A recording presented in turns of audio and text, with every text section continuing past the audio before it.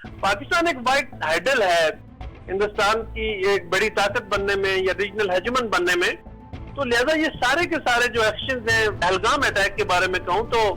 अगर 10 मिनट के अंदर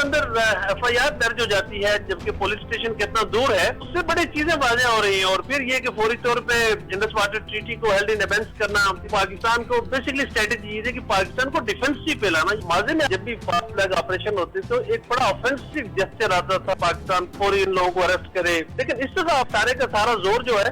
तो वो सब हिंदुस्तान की तरफ जा रहा है। तो कह रहे हैं कि दाल में कुछ काला काला है, लिहाजा आप इन्वेस्टिगेट करें, और पाकिस्तान के जिम्मे ये लगा दिया कि आप इन्वेस्टिगेशन में पाकिस्तान उनको सपोर्ट करे। और डेफिनेटली पाकिस्तान ये सपोर्ट तो पहले से ऑफर कर चुका है, वो कन्विंस है। और उस कन्विंस होने की मेन वजह ये है कि उनकी अपने तौर पे जो इन्वेस्टिगेशन हिंदुस्तान के बारे में, और खास करके हिंदुस्तान के जो रिसेंट एक्ट्स रहे, आप वो कनाडा में रहे, अमेरिका में रहे या यूरोपियन यूनियन में रहे, तो वहां से चीजें वो जस्टिस बड़े क्लियर हैं। तो वो लोग उन्हीं रूट्स को लेके फिर मकबूजा कश्मीर में भी उन्होंने बड़ी तहकीक की है